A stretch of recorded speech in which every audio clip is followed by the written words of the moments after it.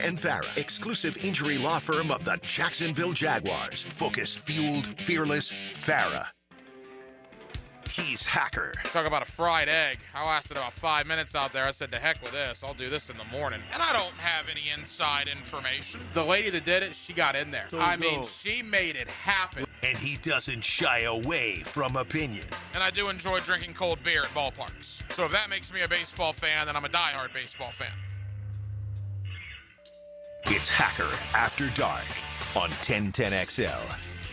And a very good Monday evening to you, Jacksonville. It is Hacker After Dark, 1010XL, 92.5 FM with Dylan Denmark. The Hacker Ryan Green with you.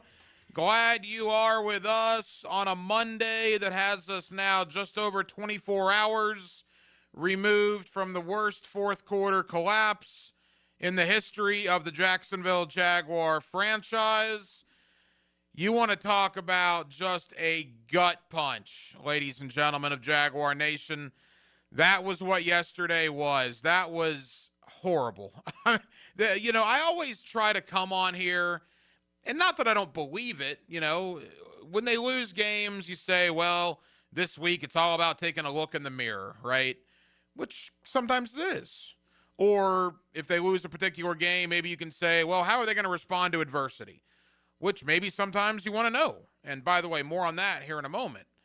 But when you are up 19 points with 12 minutes and 20 seconds to go, and you have a chance to bury your division rival, the Texans are done in the division. If you hold on to a 19-point, otherwise known as a 3-touchdown lead on Houston with 12 minutes and 20 seconds to go.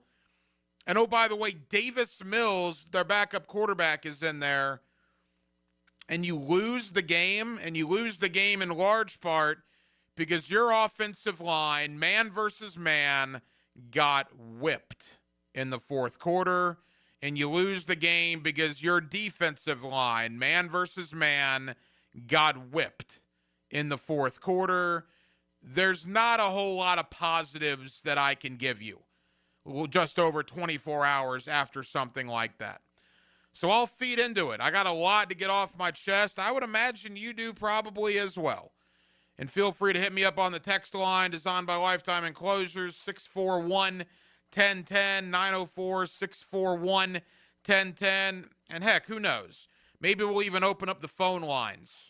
We never open up the phone lines here on Hacker After Dark. Maybe we will. Maybe tonight it'll be therapeutic for all of us to open up the phone lines, maybe in 10 or so minutes, if you want to get involved. Again, that same phone number is 904-641-1010. Jaguars lose the game they had no business losing to the second time this year to a backup quarterback. And yesterday sucked, man. Plain and simple. There's not really any sugarcoating that. Guest lineup tonight looks like this. Jamal St. Cyr, Channel 4. We'll try to make some sense out of what happened in Houston. Also, Jordan DeLugo, Generation Jaguar. Later on in the program, we will talk a little college football as well. For you Gator fans, Jaguar Gator fans, not only did your Jaguars blow the biggest fourth quarter lead in franchise history, Florida rolled over and died on Saturday night, 38-7 to Kentucky. They lost to Kentucky by 31 points. DJ Lagway got benched. 3-6. You are what you are. The Gators have lost 75. Or guess what? 66. Right? I'm doing Wolfson math here. That would be 66% of their games. Given another 3 weeks, it'll probably be 75% of their games at that point. And not only that, not only do the Gators lose on Saturday, the Jaguars do what they did yesterday. I then get home from the fifth quarter, only to see Boston hit a backbreaker 3 to beat the Orlando Magic late in the ballgame. So I had what you call a horrific sports weekend. But I'm glad to be here with you, and we're going to figure some stuff out tonight here on Hacker After Dark. Every night on HAD, we do kick it off with a big deal of the night, and Dylan Denmark Let's do that right now. Time now for the big deal of the night What's the big deal? What is the big deal? No, because it is a big deal. on Hacker After Dark. I've heard it all day.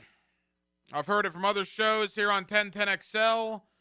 I've heard it from my buddies. I've heard it from you on social media. Same old sorry Jaguars. I mean, what can you really say after yesterday's performance? All the goodwill that had been built up has been crushed and destroyed when you blow a 19-point lead in the fourth quarter to your division rival and their backup quarterback. That's unacceptable. It's unacceptable to lose. It's unacceptable to lose any game in the NFL. That's why it means not for long if you do stuff like that. But you think about how atrocious this organization has been basically since the year 2000, if you want to get real about it. But let's go back till, I guess, 2011. How about that? The last 15 years. How unbelievably awful this team has been. And yet you, Jaguar fan, who gets destroyed nationally, without merit, by the way, like I've always said, let Green Bay or Kansas City or, any of those teams be the worst team in football for the last 15 years, and let's see how many people were in their stadium. You guys have been so supportive of this team. They give you hope. Sometimes it takes a while in between, but you got hope here, you got hope there, and you certainly had hope in 2025. And an overwhelming majority of that time, your hope is shattered and crushed by the actions of this organization. But this year was going to be different, right? This year with a new staff, a lot of new players, this year was going to be different. And it was different. We talked about it last week. The Jaguars were winning close games, man. Beating Kansas City in the fashion that they did. Beating Houston the first time in the fashion that they did. Winning that game in Las Vegas. The San Francisco game. They had already won 4 one-score games. This year was going to be different. And then yesterday happened. And you want to talk about crash landing as a football fan base back down to planet Earth? I know some of the most passionate Jaguar fans out there. My buddies, season ticket holders. I interact with many of you on social media. I was at a Jaguar watch party at Poor Tap Room in downtown Jacksonville yesterday. Passionate, diehard Jaguar fans. The look of absolute bewilderment on their face as to what happened. You have got to be joking. Here we go again. Do you know how many times the Jaguars have given all of us hope over the last 15 years, only to have it crushed in very similar fashion to yesterday? It's a never-ending process with this team, man. It's a never-ending process. And look, there will be time to talk about the future, probably on Wednesday. I'm going to mention it one time right now, and I won't say anything else about it until 48 hours from now. Deal? All right. If they beat the Chargers on Sunday, the narrative in this city will be completely different again. I understand that. You understand that. Now that I've said it once, we'll address that more 2 days from now. Right now, you guys are pissed, and you have a right to be, because that was disgraceful. Your offense couldn't do anything in the fourth quarter. Nothing. Bad play calls. Your offensive line, let's be real here. I mean, let's call it what it is. When you get paid this much money and you're a professional athlete and you play like that, let's be honest with each other. Walker Little, that was terrible. It was terrible. I mean, what are we doing? Trent Baalke, that's your last gift to this fan base. was that extension for Walker Little. That guy's getting paid $15 million a year. I could have gone out there and did what he did. Danielle Hunter can get 4 sacks off of me just like he got 4 sacks off of Walker Little. I mean, that's not hard to let somebody beat you 4 times in the most critical portion of the game. Chuma Edoga, I like Chuma. I talked to him last week. Did a one-on-one conversation with him. But the penalties, man, I mean, at a certain point, you keep committing penalties like that, there's no reason to put you on the field. I know you're in the jumbo package right now because they're down a couple of tight ends. I know you have to come in when the guys get hurt. You have a tough job because you're on the field, you're off the field, you're on, you're off. But you are committing critical penalties, man. Critical. If Chuma Edoga doesn't have hands to the face, Cam Little has a chance to salvage that yesterday. But no, hands to the face. That ended the game. Trevor Lawrence has been sacked 20-plus times in the last 4 weeks. 20. That's ridiculous. That is ridiculous. Now, is that because the Jaguars nickel and dimed in free agency in this offseason? No. Anton Harrison's a first-round pick. They went out and put money on Macari and Hainsey. Ezra Cleveland got paid, and Walker Little got paid. Not good enough. Particularly a left tackle. You're not good enough there. Defensively, that touchdown to Dalton Schultz, Davis Mills had 5 seconds. Jaguars aren't getting them home with a 4-man pass rush. Liam Cohen talked about it yesterday. He was visibly upset by it. You're getting whipped on the O-line and the D-line. That's the reality. I don't care about Trevor Lawrence's performance. You can rip Trevor all you want. When he gets sacked 20 times in 4 games, what is he supposed to do? Does he make some boneheaded decisions? Yeah, he does. But he's also getting clobbered every play. Man, it was bad yesterday. We'll dive more into the game. We might open up the phone lines as well. 904-641-1010 if you want to get involved. Jamal St. Cyr of Channel 4 joins me in 20 minutes. Worst regular season loss in Jaguar history? Probably. You tell me a worse regular season loss amidst the circumstances. Being up 19 with a chance to bury a division rival who had their backup quarterback. And you lose that game? That's pathetic. Your calls next, your thoughts next. More on the game. Jamal St. Cyr of Channel 4, 20 minutes away. Hacker After Dark on a Monday evening in Northeast Florida. In Jacksonville, we're glad you're with us. Put some snap and crackle into your Sunday morning football talk. Just had a big bowl of kicks. On the Terminix Kickoff Show. Live from Tailgaters Park. 5 hours before kickoff. Activated by American Electrical Contracting and Campione Law on 1010XL. Hey, Hicken here. I couldn't be any happier than to join the George Moore Chevrolet family. When I say family, I mean it. Visit their beautiful showroom today off Atlantic Boulevard. Find out exactly what I'm talking about. No pressure, just friendly help. And whether you want a car, a truck, SUV, electric, pre-owned, you name it, George Moore Chevrolet has it. And if you can't make it over to Atlantic Boulevard, no problem. MooreChevy.com is easy to navigate as any site you will try. It's never been more easy to use. George Moore Chevrolet. Together, let's drive. Strap in, Duval. The Jaguars are gearing up to face the Los Angeles Chargers Sunday, November 16th for our annual Salute to Service game. Join us as we honor and celebrate the brave men and women of our military all game long.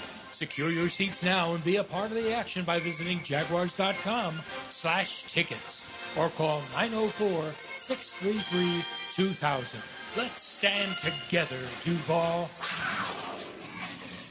XL Primetime is back weekdays noon to 2, and on Wednesdays, join Dr. George Bari at 1:20 for the latest in sports injuries from all the big names in the game. Make sure you catch Dr. George Bari on XL Primetime Wednesdays at 1:20 on 1010XL 92.5 FM. Bueller.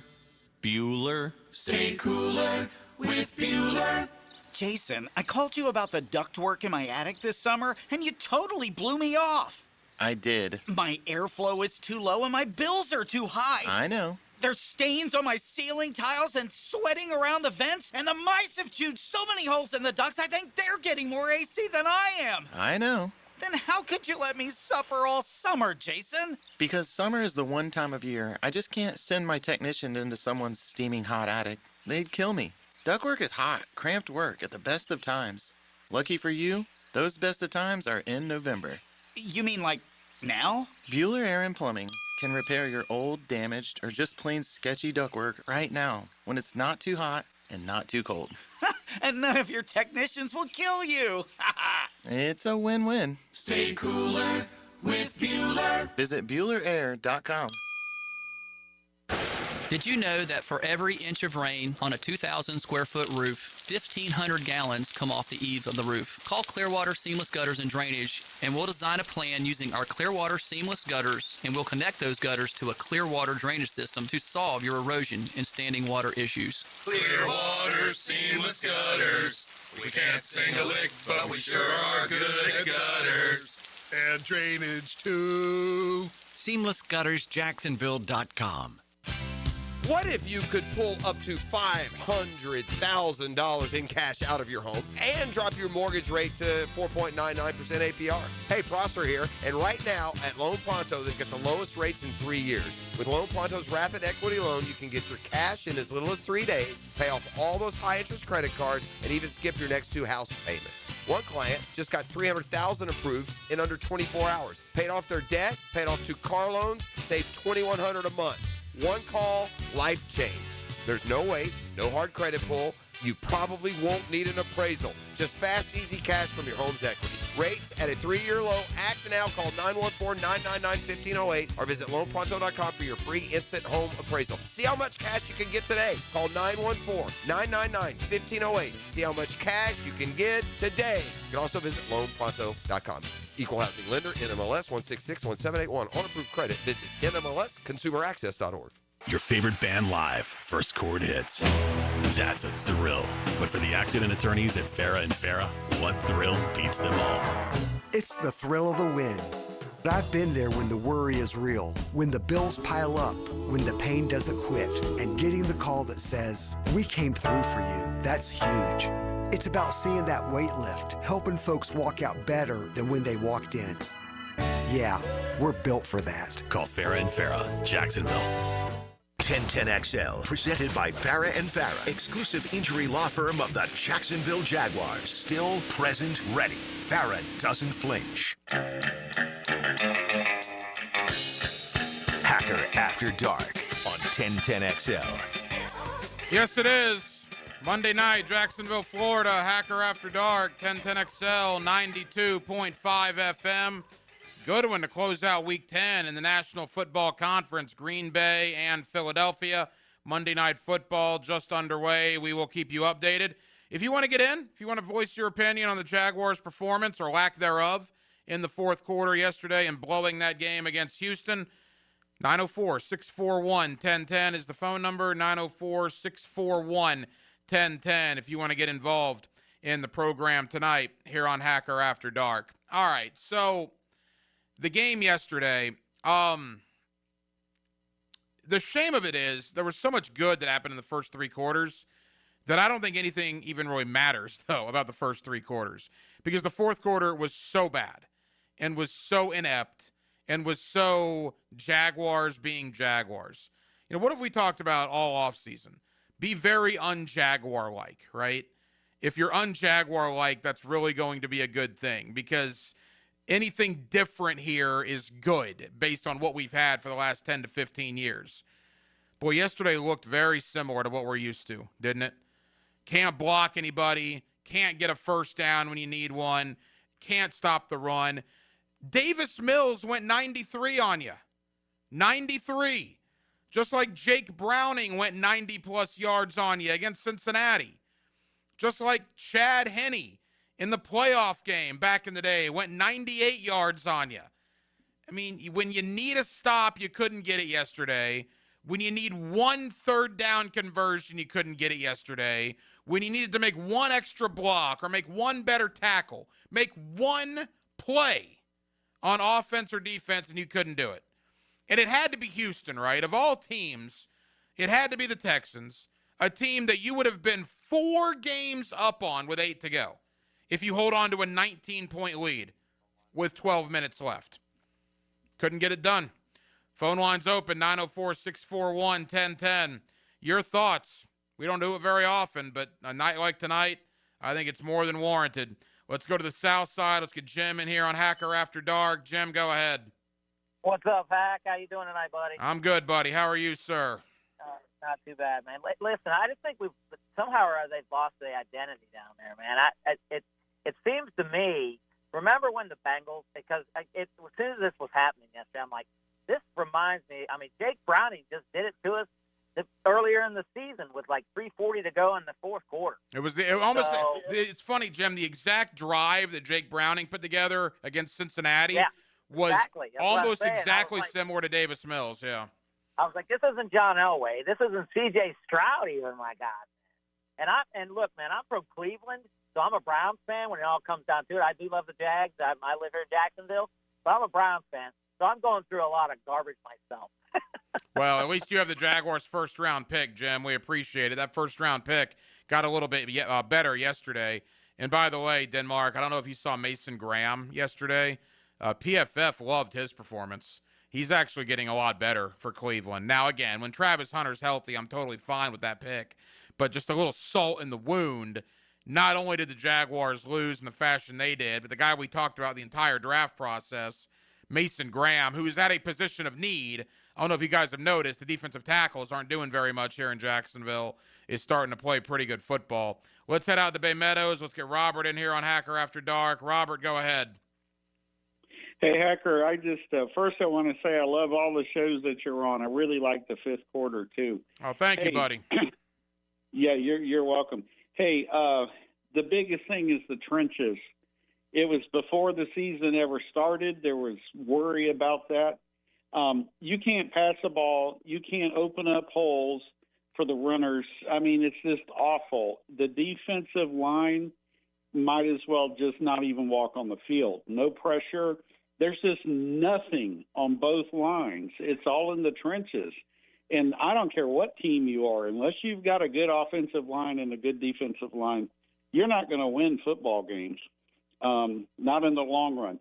Oh, and by the way, it seems to me, I remember when we were playing the Raiders, we had them pretty much beat, and in the last quarter, we let them come back, and they did the same thing this time. And if it hadn't been for Devon Hamilton knocking that ball down, we'd be having the same conversation last week that we're having this week. Robert, appreciate the phone call. Appreciate the kind words. If you want to get in, there is room for you. 904-641-1010 here on Hacker After Dark. Yeah, the Jaguars are probably lucky to be 5-4. I mean, remember, the Raiders, they couldn't stop Brock Bowers defensively. He had 12 catches for 1 billion yards and 3 touchdowns, and Tyler Lockett was wide open in the back of the end zone. And if Devon Hamilton doesn't get that big paw up there a week ago yesterday, the Jaguars would be 4-5, and the season would be off the rails at this point. Although I guess I'm contractually obligated to say this, that if the playoffs started today, the Jaguars would be in it at 5-4 because they have the tiebreaker over Kansas City. But for the life of me, man, I thought we were past this. And I know people are blaming Liam Cohen and James Gladstone about player personnel and coaching decisions. Here's what I'll say about that, all right? And maybe I'm drinking the Kool-Aid, all right? I'll be the first to admit maybe I am because I like James Gladstone and I like Liam Cohen. I believe in what they're trying to do here. Look at what they inherited, all right? They inherited a team that was 5-18 in their previous 23 games. 5-18. And in the first 9 games of their tenure here, they've already won as many games as the Jaguars did in the previous 23 outings before their arrival. That's one thing. They're trying to clean up the mess that Trent Baalke left them, i.e. Walker Little at left tackle would be one of those. He's not the only one. Not a single walker out, although he was horrible yesterday. There were many guys that did not play very well that are not guys that this regime brought in. Some of the guys this regime brought in also did not play very well. I'm not going to let them off the hook. Chuma Edoga was not good yesterday, and his penalty basically cost the Jaguars any chance of winning that football game there with under 20 seconds to go. But for people that want to blame Cohen and Gladstone, all right, did I think Liam Cohen called the best game yesterday? Do I think James Gladstone has made the best decisions? The Jacoby Myers one looks good on the surface. It's really early. Greg Newsome, I don't see much difference, honestly, between him and Tyson Campbell right now. So that one's still, I'm wondering about that one. But I'm going to give these guys the benefit of the doubt because when you're Liam Cohen and you call a pass play with 30 seconds to go, I don't know, maybe you would expect your $15 million per year left tackle to be able to block somebody for 2 seconds. It's a thought, right? And when you call a play that worked, Trevor Lawrence rolling out, hitting Parker Washington, maybe you would expect one of the offensive linemen that you brought in free agency to not put his hands in the opponent's face mask. We're always so quick to blame the coach and the quarterback for everything. It's kind of in our DNA, right? When the team's faltering or failing, it's the coach's fault. And if it's not his fault, it's the quarterback's fault. Well, man on man, mano a mano, the Texans D-line versus the Jags offensive line, and the Texans offensive line versus the Jags defensive line, the Jaguars got absolutely whipped on both sides of the ball. A couple more people calling in. We'll get you up here in a moment. 641-1010. All right. The trenches is where the Jaguars lost this game. You got to be careful, too, with what you're calling. If you're Liam Cohen, you got to be able to call plays if your offensive line gives you enough time to do that. If your offensive line's not blocking anybody, that severely diminishes what you can call. If you're Trevor Lawrence and you're getting sacked over 20 times in a 4-week stretch, I don't know, maybe you become a little gun shy. That's probably human nature. Trevor did not play great. They did not lose the game yesterday because of Trevor Lawrence. Liam Cohen did not call a great game, but they did not lose the game yesterday because of Liam Cohen. They lost the game because their offensive line was pitiful in the fourth quarter, particularly on the left side, and they lost the game because they couldn't get any pass rush whatsoever on Davis Mills, and he drove it 93 yards, and on a 3rd and goal from the 14-yard line, that's not Lamar Jackson or Michael Vick or Randall Cunningham back there. That's Davis Mills on 3rd and goal from the 14-yard line that punches it in to beat you and make your worst collapse in franchise history, blowing a 19-point lead in the fourth quarter. How will this team respond? Well, that'll be a question for Wednesday and Thursday. We'll dive into it a little bit tomorrow as well.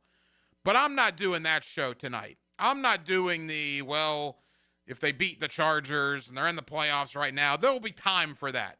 Tonight I'm venting because I think that's what you want to hear based on talking to you all day today. People are mad. People are frustrated. Same old Jags, right? I heard that so many times today. Same old Jags. And while I don't believe it's the same old Jags, I can't argue that right now because of what transpired yesterday in Houston, Texas, blowing that lead and letting the Texans have life. The Texans have life.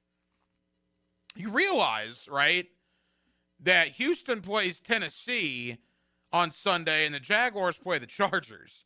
If Houston beats the Titans and the Jaguars lose to the Chargers, all of a sudden, like that, Houston is second in the division and Jacksonville, based on tiebreakers, falls to third.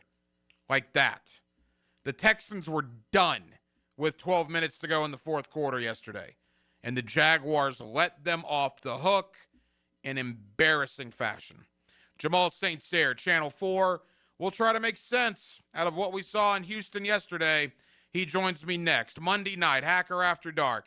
Jacksonville, we're glad you're with us. It's 1010XL, and it's 92.5 FM. When the game leaves you wanting more, we give you a little extra. Hacker Leon and Coach Gerald Ingram bring you the window world of Northeast Florida 5th quarter, nailed down by Apex Roofing and Contracting and Hurricane Grill and Wings.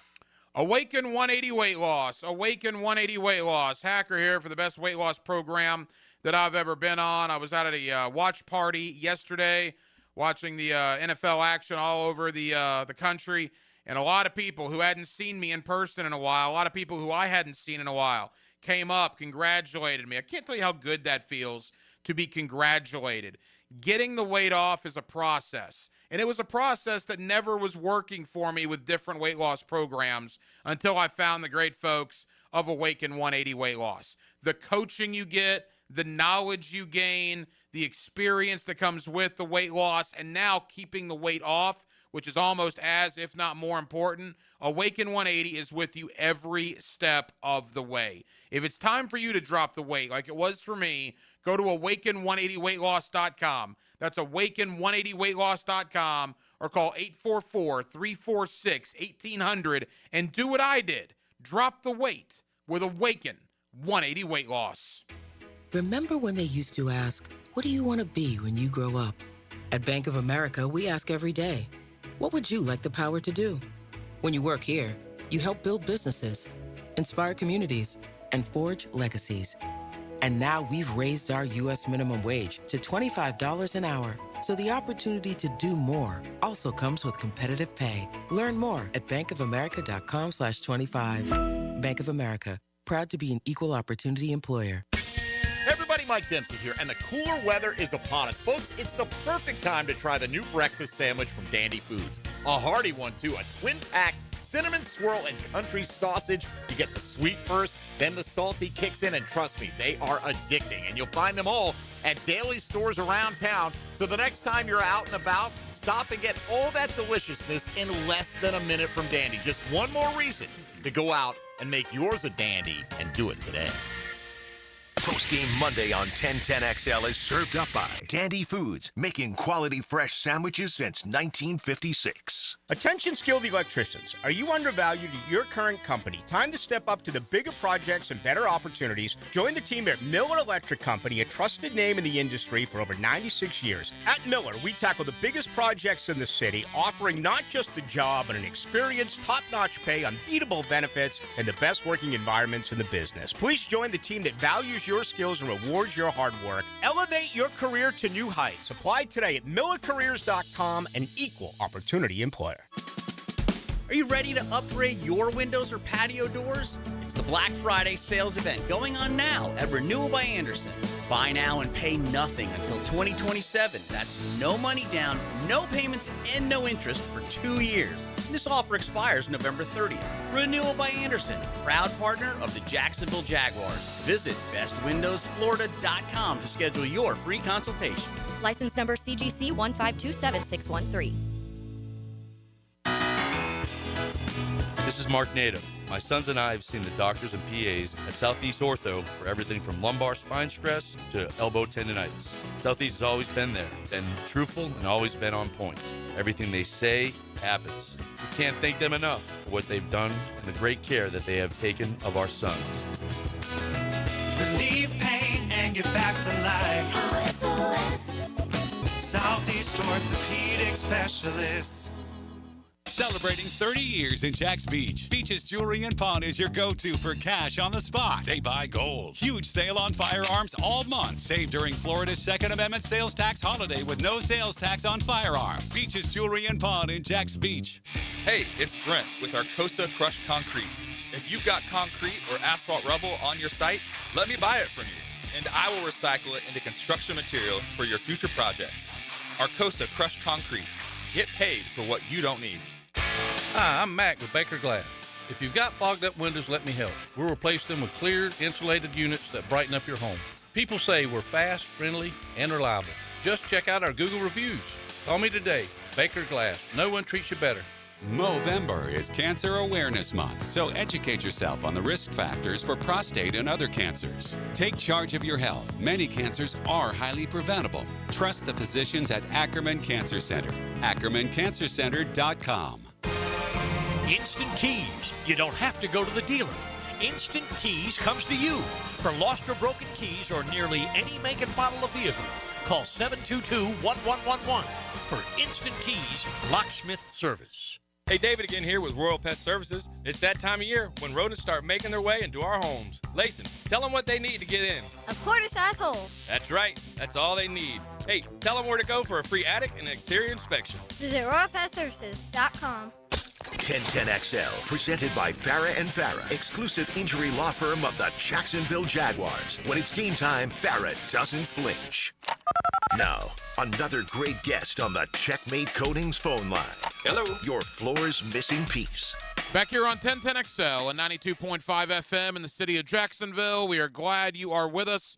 Jaguars Chargers Sunday 1 o'clock. You'll hear it right here on 1010XL, and we'll get to that game later. I don't really know how the Jaguars are going to recover from what happened yesterday in Houston. They need to, because a good Charger team is coming in. But let's recap the biggest collapse, fourth quarter collapse in Jaguar franchise history. Jamal St. Cyr of Channel 4 joins us here on Hacker After Dark.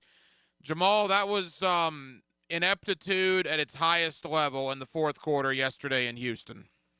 You know, it's tough to put into words just how bad that was, right? I mean, 26 points in the fourth quarter. 26 points. They gave up 26 points in the fourth quarter is absolutely ridiculous in a divisional matchup, in one that would have put you in a position where you could basically end their hopes on the season and enhance your 26 points in the fourth. To Davis freaking Mills, Hacker. To Davis Mills. I mean, it's almost unfathomable. Davis Mills had won 5 NFL starts before that, and that's now the second time that a backup quarterback has absolutely obliterated this Jaguar defense. Of course, Jake Browning with Cincinnati earlier in the year. We'll get to the defense in a moment because there's enough wrong there. Outside of Parker Washington, Jarian Jones, and Cam Little, I think there's probably blame to go around to the other 43 guys that dressed yesterday. Let's first and foremost begin with Walker Little. That was horrific yesterday, Jamal, correct? Yeah, look, hey, one thing I wanted to – so Davis Mills, 6 career wins, 3 of them against the Jaguars. So, But Walker, look, I said it when Trent Baalke gave that man an extension that was a terrorist action. He knew he was on the hot seat, and how they let him give Walker Little an extension was absolutely beyond me. I mean, that was a move that should have got him run out of the building. They should have laughed at him when he said, hey, I want to give this guy an extension. You ain't going to be here with the extension, buddy. So now the new regime inherits this new contract with this left tackle that everyone in there that's watched him play extensively looks at and says, at best, he's average. He got dog walked. I mean, he wasn't the only problem on the offensive line, but by far he is not the solution. At the very least, you want your left tackle to hold up as your quarterback's blind side. There are way too many times where you're just like, what's Walker Little going to do? Get beat? I mean, I without a doubt, I mean, I remember going into the Rams game and I said, well, Jared Verse is definitely going to get a sack. What happened on the first drive? Jared Verse got a sack. I said, well, hit at least one prop bet on the day. Like, there's very few things. There's no way you can trust that guy, and you have to be able to trust your left tackle. Now let's go to Chuma Edoga as we just go one by one here. Look, he had to come in for injured players yesterday. He's the jumbo guy now because Long and Strange were out at tight end, so he's coming on the field, off the field. But at some point, man, you got to tell that guy, look, stop committing penalties or we're going to stop playing you. Because how you do hands to the face in a situation like that where they were in field goal range to potentially salvage the game. Again, Edoga, the penalties he's committing, Jamal, are just ridiculous. How bad is Wyatt Milam? That's all I at this point, I watch Chuma Edoga, and that's all I keep thinking is how possibly bad could Wyatt Milam be that you're playing this guy above him? Like, at first, I was saying, well, he's a veteran. You know what you're going to get, as opposed to throwing the rookie out there, and you're like, oh, he'll make rookie mistakes. Chuma's awful. I mean, he's not good. So, like, how possibly bad could Wyatt Milam be? Either that man's knee, which he wasn't a large brace at the end of preseason, either it was completely messed up, and they should have put him on injured reserve, or he is absolutely terrible if they're playing Chuma Edoga above him at this point. Jamal St. Cyr of Channel 4. Let's now go to Trevor Lawrence. And here's my thing with Trevor, all right? He's going to get the blame because he's the quarterback. But when your left tackle is getting just absolutely destroyed every play in the fourth quarter, I don't really know what you expect the quarterback to do. Look, the biggest play that I fault Trevor for in that game was crunch time. In the first play of the drive, he takes a sack. Yeah. He's got to get that out of his hand. Because Walker Little got beat, but yeah, you're right. Walker Little got beat, but he's got to be able to see that and just get rid of it. He's got to be able to do that. Airmail it, get it out of bounds, so that way you don't have to burn your time out there. Look, I think there's blame to go around. I don't think Trevor played a perfect game, and I think he does have to be better. Once you get that contract as a quarterback, the rest of the roster isn't supposed to elevate you. You're supposed to elevate the rest of the roster. So now Trevor has that contract, and the expectation is that he is going to elevate the players around him, like a really good point guard in the NBA. But that's not what's happening consistently enough. Did Trevor do enough, in my opinion, for them to at least get a chance to win the game? Yeah. On that, I mean, if it wasn't for Chuma Edoga's hands to the face penalty, Trevor at least got him in field goal range. They were on the other side of the 50 after that Parker Washington catch on the sideline.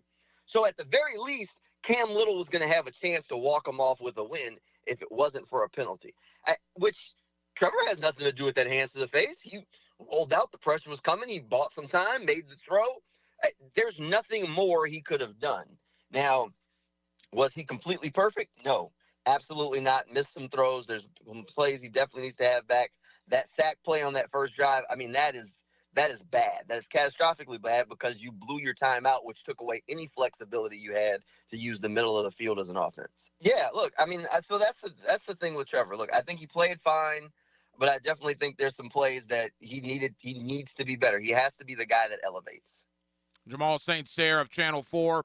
All right, the one guy on the offense, well, there are a couple, but I want to single out somebody because it's all negative, right? All negative today, and with good reason. But, boy, Parker Washington, man, what a game for Parker Washington. I feel terrible that the team blew it because the punt return for touchdown, the toe tap in the back of the end zone. I mean, Parker Washington played his tail off yesterday. I'm not sure there's much more that Parker Washington can do for this team. I mean, at this point, outside, if it wasn't for a trade for Jacoby Myers, I think we'd all be saying at the very least, he's your top threat, maybe at least wide receiver 2 on this team. I think Parker has shown that he can play in this league when given a consistent opportunity. This is the first time he's really gotten consistent playing time in his career. And, I mean, he's made the most of it pretty consistently. I mean, he's had a few untimely drops just like the rest of the Jaguars wide receivers. But for the most part, he has exceeded everybody's expectations. I mean, he has 2 punt returns for a touchdown. He'd have 3 if it wasn't for a phantom block in the back penalty all this season. The plays that he's made on offense have been spectacular. I mean, that catch in the back of the end zone was nothing short of spectacular. The ability to catch that and get both feet down. If it wasn't for a crazy Indiana catch on Saturday, I'd say that was the catch of the weekend, you know? But Parker's played great. I think you feel comfortable that he's a guy that Jacksonville has to keep around and make room for in their offense.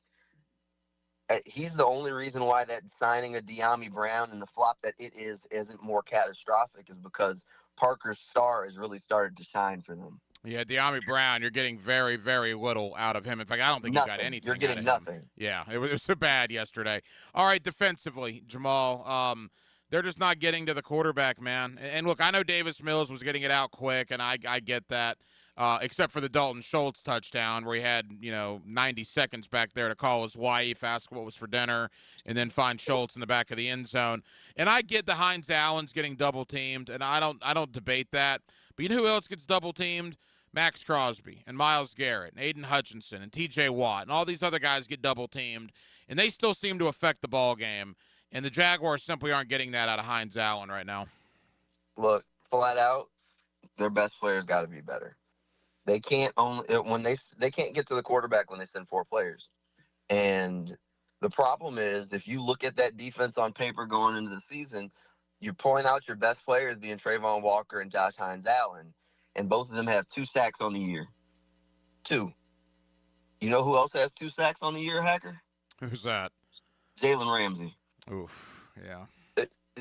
I mean, look, that's not getting it done. Those guys have to be better. And I'll give Trayvon a little bit of a break.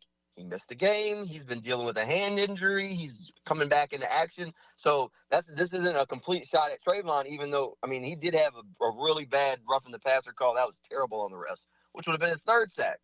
But then the other one, he gets unblocked and gets, ushered to the quarterback, and he gets there and lets Davis Mills, get away from him. Look, this is a problem. Those guys both have to be better. The interior of the offensive line has to be better. I mean, it's the big year of 2025, and Eric Armstead leads the team in sacks, and it ain't close. Nobody's on his tail. That's a problem. Final moments, Jamal St. Cyr of Channel 4. You mentioned Trayvon, and you hate to critique guys that it's just not their personality. Look, I know Martineau talked to him after the game, and that's the soundbite that's kind of getting the rounds among the Jaguar fan base. The question was, is this team mad, shocked? And Trayvon's like, I'm not really mad, we'll clean it up. And I'm paraphrasing here. We'll clean it up and we'll learn from this, that sort of thing. Trevor kind of said the same thing in the post-game press conference. That is just not what the fan base wants to hear. I was curious your reaction to that. Look, I think they're definitely hurt. I think shell-shocked is a good word.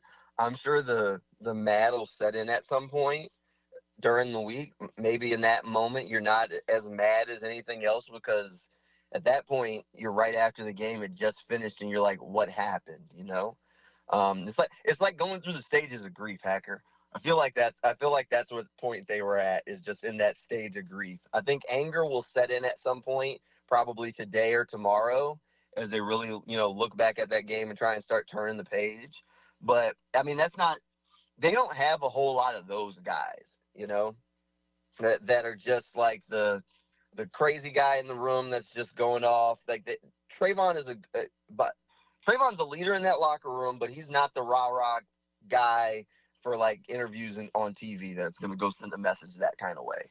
So I don't think it's a red flag for me. I think it's just those stages of grief where the game just ended and you're like, what just happened? I think they were in the same spot where a lot of fans were, where how did this happen? What did we get? What went wrong? I do think Liam Cohen was pissed. I mean, you could tell in the post-game press conference. He didn't go as far as to call out individual players, but he made it very clear that, we're not getting there with four guys on the pass rush, basically saying he doesn't think the Texans punted at all, in the second half, which I don't believe they did. It was ridiculous at times, and you could tell the frustration that Cohen had. Oh, he's definitely frustrated. I think he's seeing some of the realities of where they're at as a football team. And I think he sees that there's some more building that has to be done. And a lot of the stuff, you've seen the frustrations from them all season long. I mean, you start asking him about these penalties. He's like, we do it in practice. I don't know what you want me to do. And there's stuff that's frustrating him, because he's like, oh, why are we still making the same mistakes? What's going on? Yeah. Oh, no, he was definitely frustrated. He was not happy, Hacker. And for every reason. He shouldn't have been. That's a performance that none of them want to see out there on the field. That was a game they felt like they had in hand. And the problem is somebody told them that they had it in hand instead of playing 4 quarters. They've gone through, 9 games now, Hacker? 9 weeks of the season? And they still haven't put together 4 quarters of good football. No, they haven't. They're probably lucky to be 5-4, to be honest. I mean, look, I think they've played some good games, but they haven't put together 4 quarters of good football, and that's enough to drive any head coach crazy. All right, Jamal, final question. Chargers come in here on Sunday. I mean, how do you respond to what happened in Houston? You got 7 days, or I guess 6 days now, to get over it, and they have to. They got to move on. The fan base won't be over it. And the interesting subplot there is, what are the Chargers going to hear about all week? Well, this is their first time back in Jacksonville since their epic collapse in the playoffs in January of 2023. I just don't know how you get over something like that, but they got to flush it as soon as they possibly can. Look, you get over it by going and get a win and jumping on top of the next person that's lines up across from you. Go win your matchup. I think this team has shown that they're willing to bounce back. from getting kicked in the teeth. They kind of figure that part out. The problem is that this team doesn't know how to play with a lead. So it's one, I think Cam Newton said it at some point. You either got a chip on your shoulder or a target on your back. And this team likes to play with a chip on their shoulder. They like to be doubted. The second people start believing in them, all of a sudden, the target on their back, and they don't know how to handle it. So I think nobody's going to pick them this week. I think Vegas is going to have the odds in the Chargers' favor, and I think that'll help this team again. I think it's a great point. I said that earlier today in a video that I did. This team, I think we know how they respond to adversity fairly well. They're just terrible at responding to success. So if that trend continues, obviously there's a ton of adversity now that might actually bode well for them on Sunday against L.A. Jamal, tell us about Channel 4 and the coverage you guys will have leading into the Chargers game. Yeah, we got Teal the Show every Monday and Friday night at 11:20 over on Channel 4. And then since the Jaguars are back at the bank, we'll be back tailgating over at the Slab. So if you're out tailgating, you can come by and see us. We'll be over at the Slab all set up. Or you can tune in from 11 to noon over on Channel 4. Jamal St. Cyr of Channel 4. Jamal, appreciate it as always, man. I'll see you down there in the Jaguar locker room on Wednesday. All right, see you, Hacker. Playmakers make special plays. That right there, that's special. Special plays make the special teams player of the game. Winning football players who can step up in a clutch moment. After the game, pump up the Superior Plumbing Special Teams player of the game on 1010XL. Hey friends, Frank Frangie here. You know me, I don't mess around when it comes to taking care of business. Well, if your plumbing or AC company is giving you excuses, it's time to make a trade. Call the pros at Duck Duck Rooter. They're the trusted partner for some of the biggest commercial names in Northeast Florida. Their office team keeps billing smooth and their field techs show up ready to fix the problem. Fast and right. Bring in the starters with Duck Duck Rooter, a proud partner of the Jacksonville Jaguars. Call 904-862-6769. 904-862-6769. Tell them Frank sent you. Strap in, Duval. The Jaguars are gearing up to face the Los Angeles Chargers Sunday, November 16th for our annual Salute to Service game. Join us as we honor and celebrate the brave men and women of our military all game long. Secure your seats now and be a part of the action by visiting jaguars.com/tickets or call 904-633-2000. Let's stand together, Duval.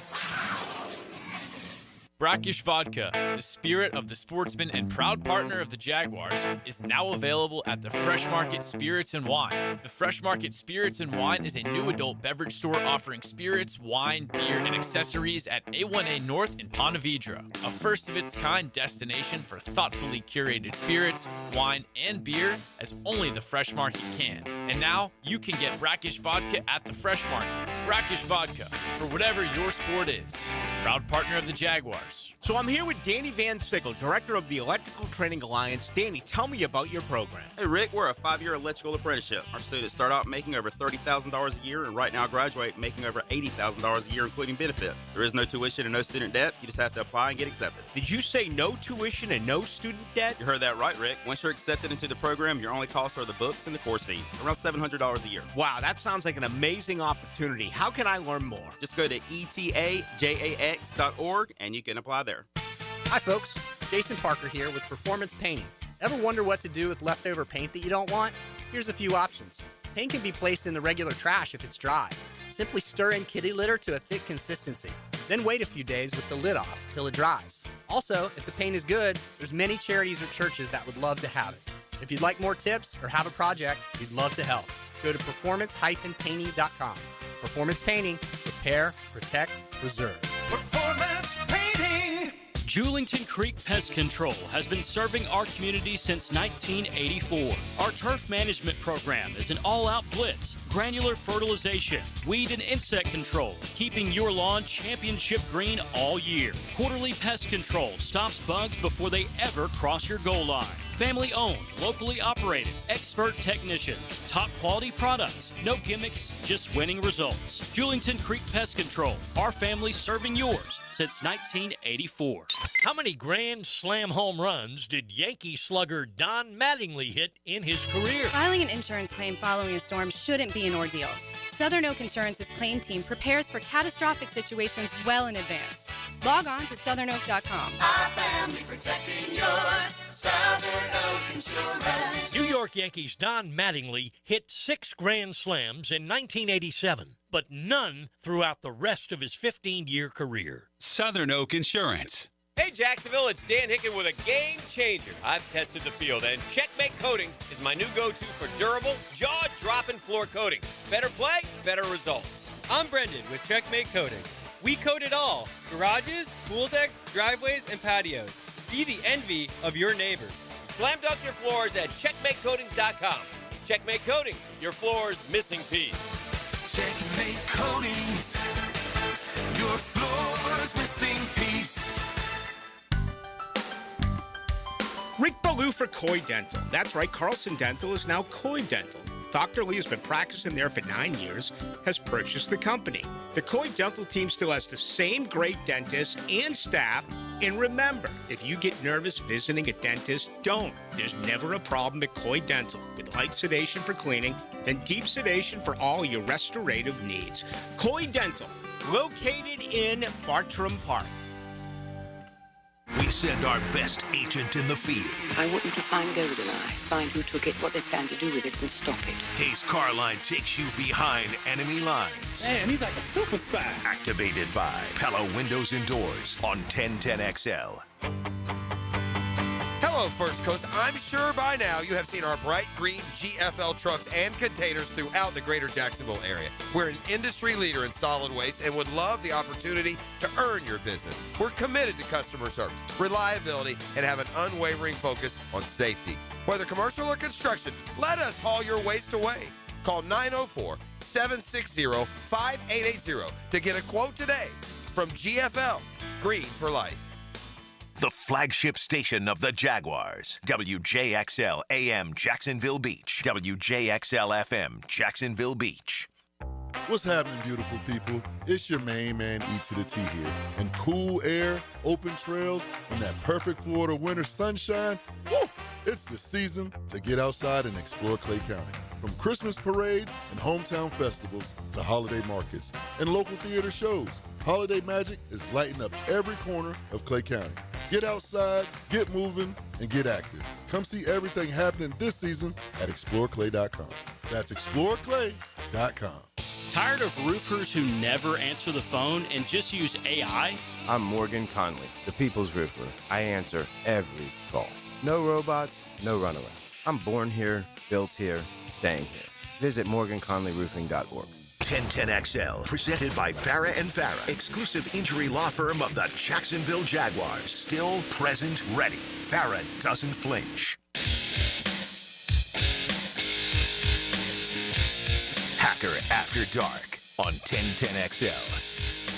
Halftime, Hacker After Dark, 1 hour down, 1 hour to go. We will take you up till 10 o'clock, as we do every night right here on 1010XL and on 92.5 FM. You know, you think with Green Bay and Philadelphia, two of the better offenses in the National Football League going at it, we might have some fireworks on Monday Night Football. Well, not the case so far. It is a defensive slugfest right now. 9 minutes, 30 seconds to go in the first half. We are scoreless between Green Bay and Philadelphia. Again, this is, I believe, for the number one seed in the NFC, at least the way it stands right now. But a defensive battle against scoreless Philly and Green Bay. 9.5 to go in the first half. I mentioned Liam Cohen talked with the media earlier today down at the Miller Electric Center. I wanted to play you a couple of his thoughts.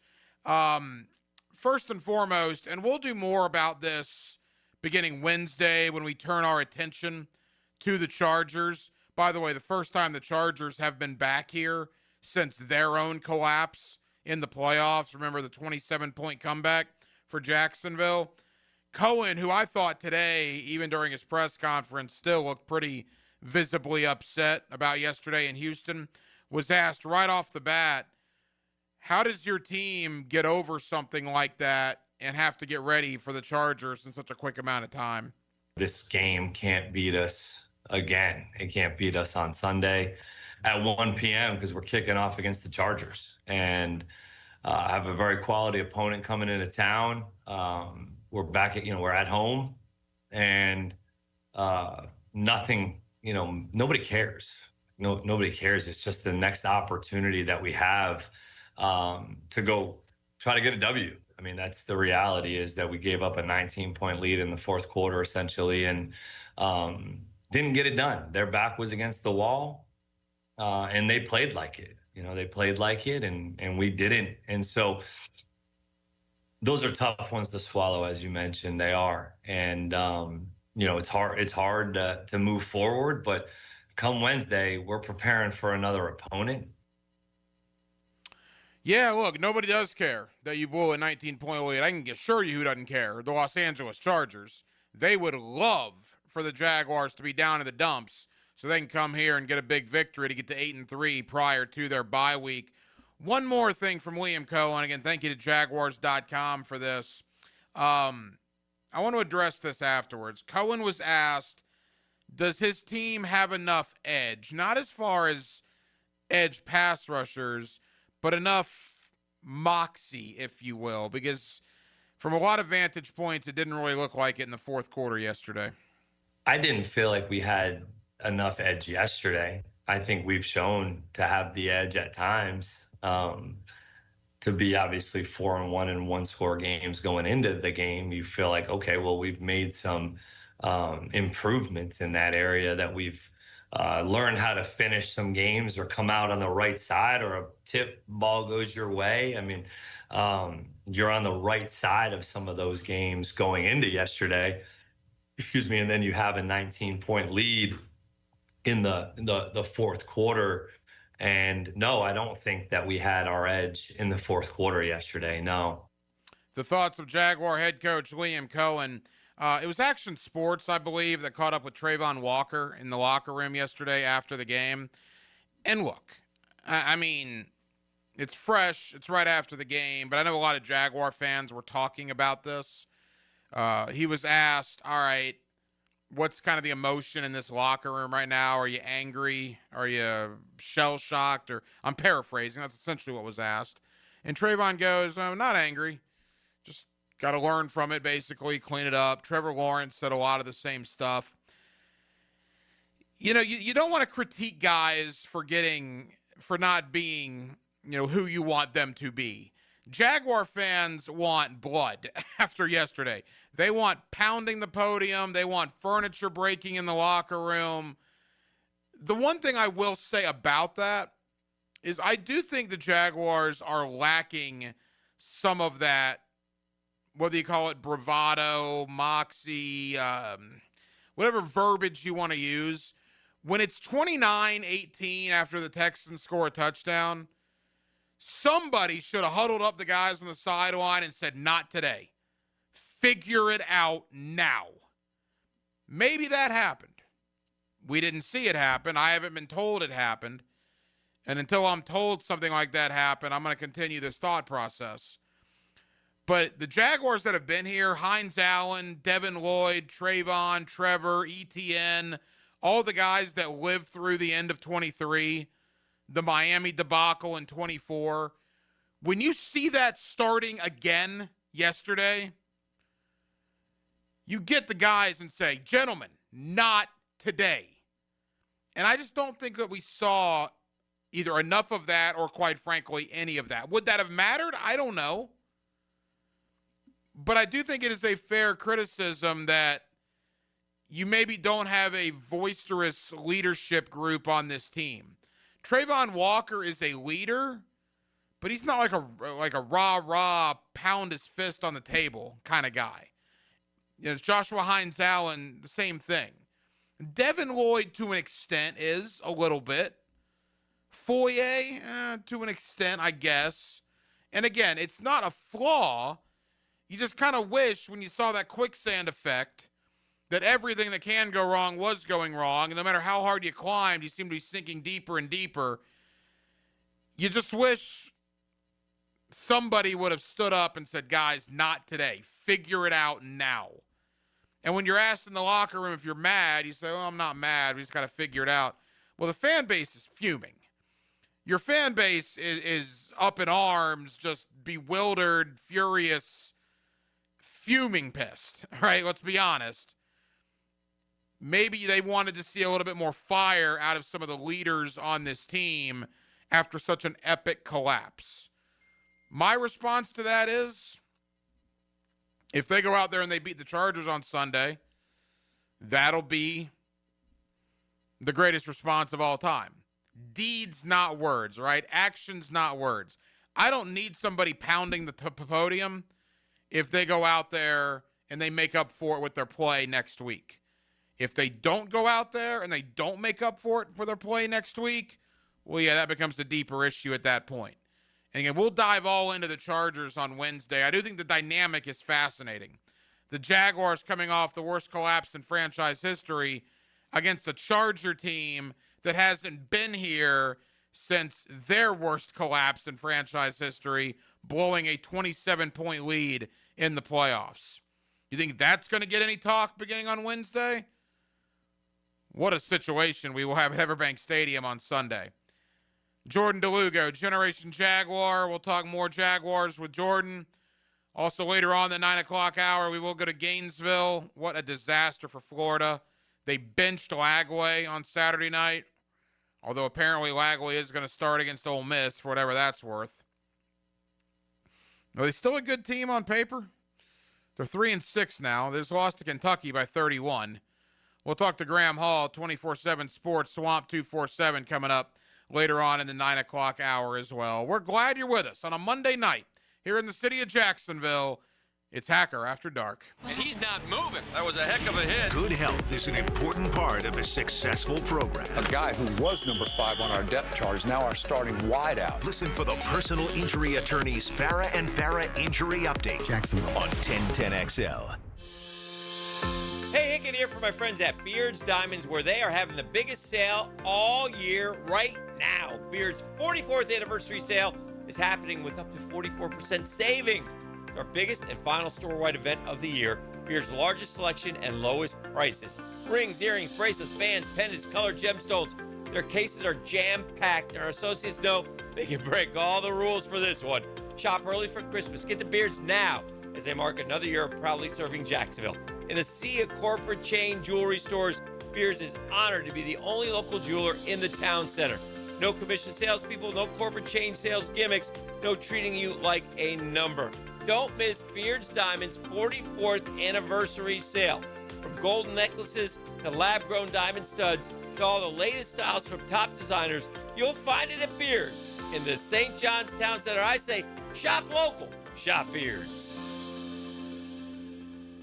Hey, it's Joe C. The chill is in the air and your backyard can still be the heart of the season. Gather your family around a beautiful outdoor fireplace from Isocurrent or Napoleon, expertly installed by CSS Fireplaces and Outdoor Living. From elegant stone fireplaces to wood burning or gas fire pits, CSS creates cozy spaces where memories are made and where every night can feel like a celebration. You dream it, they can build it. Visit their showroom or online at cssfireplaces.com. CSS. Learn everything you need to know about the Jaguars on Duval Rundown. I'm Hayes Carlyon. Join me each Monday, Wednesday, and Friday morning at 9:04. You can find Duval Rundown on all the social channels of 1010XL. Driven by Jacksonville Chrysler Jeep Dodge Ram Westside. Bueller.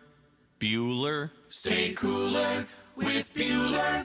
Jason, I called you about the ductwork in my attic this summer, and you totally blew me off. I did. My airflow is too low and my bills are too high. I know. There's stains on my ceiling tiles and sweating around the vents, and the mice have chewed so many holes in the ducts, I think they're getting more AC than I am. I know. Then how could you let me suffer all summer, Jason? Because summer is the one time of year I just can't send my technician into someone's steaming hot attic. They'd kill me. Ductwork is hot, cramped work at the best of times. Lucky for you, those best of times are in November. You mean like now? Bueller Air and Plumbing can repair your old, damaged, or just plain sketchy ductwork right now when it's not too hot and not too cold. And none of your technicians will kill you. It's a win-win. Stay cooler with Bueller. Visit BuellerAir.com. Here's your 1010XL First Coast Community Calendar. Dreams Come True is the only local wish-granting organization giving dreams and special times to local children battling life-threatening illnesses. Find out how you can help at dreamscometrue.org. City Rescue Mission provides life-changing support for the homeless. Find ways to get involved at crmjax.org. Her Song is a nonprofit organization that breaks the cycle of human trafficking through survivor care, victim outreach, and education. Find out how you can help at hersong.org. If you could benefit from a grief and loss support group, call Haven Hospice at 279-1677. The 5-Star Veteran Center of Jacksonville is the place homeless veterans can go to recover, recharge, retrain, and reconnect. Learn more at 5starveterancenter.org. If you're involved in a community event and you'd like us to help spread the word, find out how at 1010XL.com.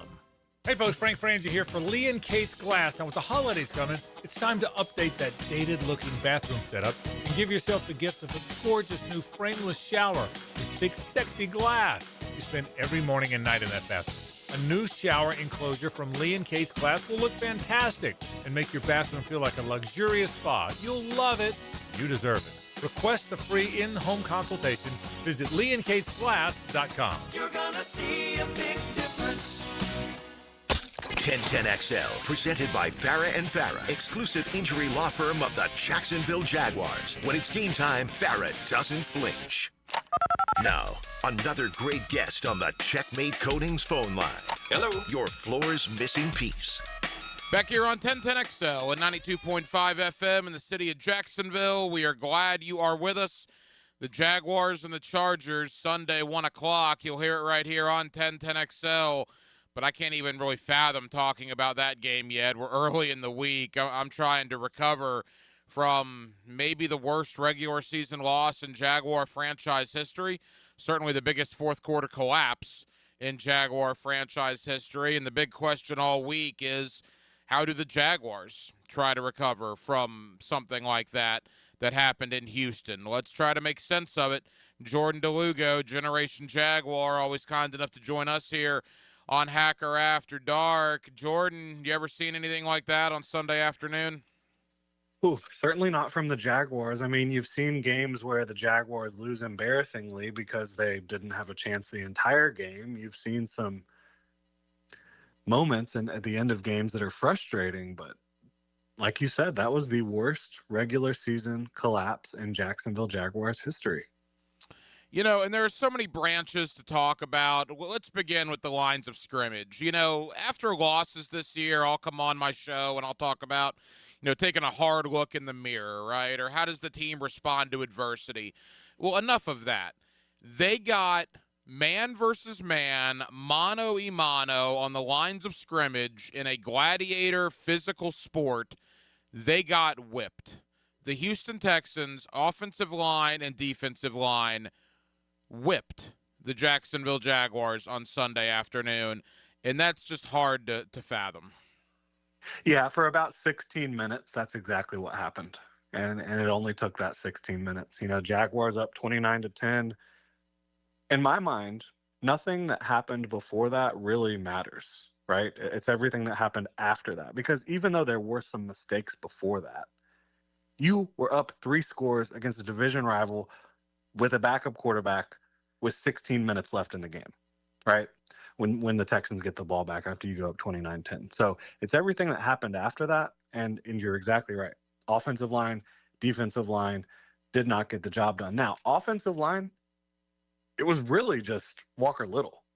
Let's call a spade a spade. Yeah, he was terrible on Sunday. I agree. Walker Little getting manhandled by Danielle Hunter. That's what happened. Offensive line wise. And then defensive line, they are having zero ability to stop the run. At the time the Jaguars went up 29-10. After that point, the Texans averaged 9 yards per carry. 9, which is absolutely insane. Against, you know, the Jaguars' run defense is supposed to be the team's calling card. That's the one thing that they've had all year, and it completely fell apart. And then when it comes to the pass rush, there was one play where Davis Mills held onto the ball more than 2.25 seconds after the Jags went up 29-10. He was getting rid of the ball at the top of his drop every single time. And so I don't know how you can really blame the pass rush too much when Davis Mills feels like he can get the ball out as soon as he wants to, every single play. Jordan DeLugo, Generation Jaguar. Let's talk about the offense first. Look, Trevor Lawrence is getting a lot of blame. There's plenty outside of Parker Washington, Cam Little, and probably Jarian Jones. I think you could probably reasonably blame the other, 44 guys that dressed on Sunday. Trevor's getting a fair amount of it. But again, when your left tackle is getting obliterated every play in the fourth quarter, I don't know how much of it should fall on Trevor. What was your thought on his performance? Yeah, I mean, it's not like a great performance, but you're playing against the best defense in football. And point blank, that's the best defense there is, okay? And again, Walker Little is getting killed, especially in the fourth quarter. Final drive, right? Let's just go there because that's what people want to talk about. Walker Little gets beat, so it's like 2nd and 19. Trevor Lawrence, next play, makes up for that, picks it all up, gets the first down, rolls out, all sorts of space to run. He gets the first down for you. Next play, rolls out to the right, hits Parker Washington, first down, gets called back, and then it's 1st and 20 with 7 seconds left, no timeouts, and there's just really basically no way that you're going to get into position to get into Cam Little field goal range and have time left on the clock because Texans are playing the boundary. They're not letting you get out of bounds. There's really nothing you can do. He did the job, and poor play around him, in my opinion, is what cost the Jaguars the game. Well, look, we've obliterated Walker Little with good reason, but now let's go to Chuma Edoga. You're going to have to stop playing him at some point. I mean, all that guy does is commit penalties. I mean, I know the one game he committed back-to-back penalties and they yanked him. Yesterday, I mean, you cannot do that with 20 seconds to go. You can't hold and you can't put your hands on the defender's face mask. I mean, that arguably cost the Jaguars the game. For a guy that doesn't start, and he certainly plays a lot, you're going to have to reevaluate that because this guy commits way too many penalties. Yeah. And so does McCary. I mean, Patrick McCary is a heavily penalized player as well. So, I mean, that's two guys playing a lot of guard for you that, not getting it. I mean, Cole Van Lannon didn't have a great game either, but he wasn't the culprit in terms of like why the Jaguars lost. It was really Walker Little and that Chuma Edoga play offensively when you talk about the offensive line. Jordan DeLugo, Generation Jaguar. Let's go defensively. Look, man, I'm sorry. Max Crosby, Aiden Hutchinson, TJ Watt, Myles Garrett, they all get double teamed. Doesn't seem to bother them one iota. I'm tired of making excuses for Joshua Hines-Allen. He is not in that league of defenders, edge rushers, and he's not even close, Jordan. Yeah, I think that, obviously he was getting double teamed, but when he wasn't double teamed and when Davis Mills actually held onto the ball for more than 2 seconds, he was making an impact. But I know that folks want to blame the pass rush. Like I said, Davis Mills got everything he wanted from the Jaguars coverage. Everything in that run where the Jags are up 29-10 and then fall 36-29. Everything was right there, very easy for him. He was either targeting Nico Collins or getting the ball out on what is essentially a check down. They're playing off coverage. They're not blitzing at all on pass rush downs. They're not getting creative at all on pass rush downs. And they're playing off coverage, and it's easy. And it's one play, and I don't want to single out one play, but I guess I will here. And you're right. I mean, he's getting the ball out quick. But the touchdown to Dalton Schultz, I mean, he could have called his wife, asked what he wanted to do for dinner. Yeah. Are the kids getting picked up by the babysitter? And then he hit Dalton Schultz. Yeah, he held it for 4 seconds. It was ridiculous. Yeah, he held the ball for 4 seconds on that one. And that play specifically, Josh Hines-Allen is double teamed, right? And DeJuan Smoot, Trayvon Walker, Eric Armstead, nothing. One-on-one situations, nothing. And then you also have Buster Brown. I mean, he should be able to cover Dalton Schultz in man coverage, right? He should be able to keep up with Dalton Schultz. He gets caught ball watching at the end. I mean, he stops running and Dalton Schultz keeps running. I do think Dalton Schultz pushed off a little bit, but Buster stopped running, watched the ball in the air. It was unbelievable. All right, and one of the things, I love Trayvon Walker. He's one of my favorite guys in that locker room. I think he's a great player. I think nationally he gets criticism he does not deserve. I think he's one of the best defensive players the Jaguars have. He's always cordial with the media. There's so many things to like about Trayvon Walker. The fans, though, are getting on to him about that clip that went viral last night regarding, are you mad? I think it was Martineau who asked him, are you mad about the loss? And he's like, I'm not mad. We'll respond. A little fire, man. You're a team leader. Somebody's got to get, pissed in that locker room about the all-time biggest collapse in franchise history. Leon Searcy was talking about that on the fifth quarter. It's like, come on, man. Rally the troops. When they're coming back, it's 29-18. Who's pulling the defense together? Who's pulling the offense together and say, enough of this crap? It's stopping now. Do the Jaguars lack leadership, lack of voice like that in that locker room? Again, in my opinion, it has much less to do with that and much more to do with what they were running defensively. So you think it's on the coaches? Yeah, I do. I mean, Davis Mills getting the ball out in under 2 seconds over and over and over and over again in that comeback. You've got to do something different. And then I know he started to run some man coverage, but you can't run man coverage. So what can you do? You can put your defenders up at the line of scrimmage and you can still run zone coverages, right? You can't play 10 yards off the line. Davis Mills is eating it up all day. It's easy.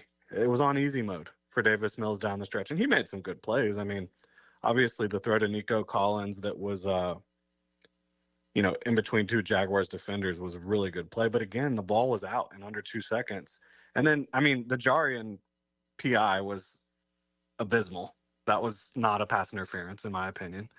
But, yeah, I think that the coaching really did a really poor job down the stretch, not only defensively, but also offensively, because Walker Little cannot handle Danielle Hunter one-on-one, and you're not giving him enough help. They tried at times, but there was too many reps where it was just straight one-on-one. He can't win that. You know that. Yes, that's obviously putting your coaching in a difficult spot, but you have to be able to coach through that. You have to be able to help him. That's exactly what the Texans were doing against Josh Hines-Allen. Why can't you do that against Danielle Hunter? Final moments, Jordan DeLugo, Generation Jaguar. Jordan, I want to talk about how they will try to respond to this in a moment. Back to the Trayvon Walker thing. I'll lump Trevor Lawrence in as well. The game aside, I get the vibe. And you hate to critique guys that it's just not in their personality, right? But if that's Baker Mayfield yesterday after blowing a 29-10 lead, do you think he would say, yeah, I'm not angry, we'll learn from this, we'll clean some stuff up? If that's Myles Garrett at that podium, it's all about cleaning stuff up. I don't think you would hear that from them. I think there are some guys in the league that would be pounding the podium and say, this is unacceptable, this is ridiculous. And we didn't hear, I thought Cohen, quite frankly, was very upset during his press conference, but we didn't get that from the players. What was your vibe? Yeah, sure. I get that. And, fans want blood. Fans want anger. Like, that's what you want. I know. But you bring up Baker Mayfield. You bring up Myles Garrett. What have they done in this league that Trevor Lawrence – it's not like Baker's won a Super Bowl. I know he's playing better right now, and I know Myles Garrett's a Hall of Fame player, but, maybe the greatest edge rusher ever. But my point is I don't think you have to have a specific type of person to win games in the NFL. There's different types of dudes. And Trevor Lawrence has shown the clutch gene.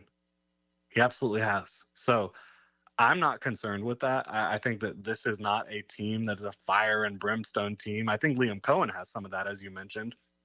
But a lot of these guys, that's not their personality. That doesn't mean they don't bring it on the field. All right, moving to the Chargers. Here's my concern. Last year, the Chicago Bears lost on a Hail Mary, and they literally never recovered. That Hail Mary ended the Chicago Bears season. Now, the one thing I will say about the Jaguars, they handle success terribly. They obviously don't know how to handle success. They have proven to handle adversity relatively well. And if that trend continues, that probably bodes well for Sunday. Fans won't be over this by Sunday. The players have to be. How do you think the team responds? Yeah, I think that they'll respond well. The problem is you're playing against a very good football team on Sunday. So the Jaguars are still a team that beats themselves. They beat themselves in a variety of ways against the Texans. Coaching, can't block at left tackle, can't stop the run, playing off coverage, you can't make plays. Penalties, they still have 9 penalties for 90 yards, I believe. So, I mean, this team beats itself way too often. And will they respond with good effort and play a competitive game? Probably. But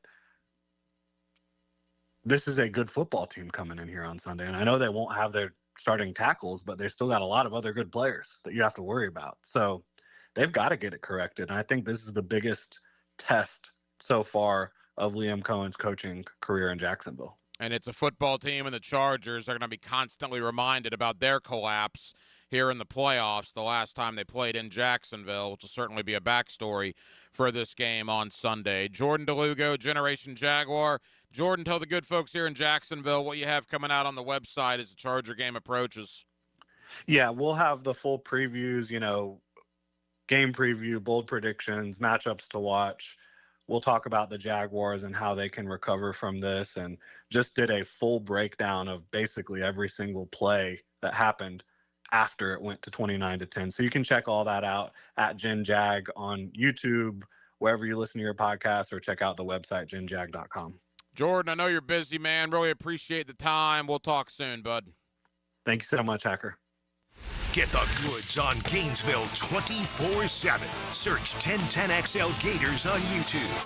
Hey gang, Prosser here. When it comes time to sell your home, don't worry about any, quote, problems you think might be related, because I've got the perfect team that will keep you right on track. In fact, they've got a guarantee that you can't beat. And that is Chad and Sandy, the agents I would call to sell my home. You see why? Your home sold guaranteed, or they will buy it. Need to sell now? Chad and Sandy have instant offers. Fast, easy, and stress-free. But the promise is this. Chad and Sandy guarantee your home sold at an agreed-upon price and deadline, or they will buy it. Jacksonville homes are selling, but many take months and a low price to sell. Getting top price means aggressive marketing. Chad and Sandy Newman are the Jacksonville experts who have proven systems to drive demand to sell your home. Darcy in San Jose said, I felt too isolated in my retirement. I wanted to buy in a different area, better suited for me. I spoke to several agents who didn't seem to care. I needed to find someone I could rely on in come Chad and Sandy, and in 3 days, the home was sold. Call the Jacksonville experts we trust and recommend. Call Chad and Sandy today.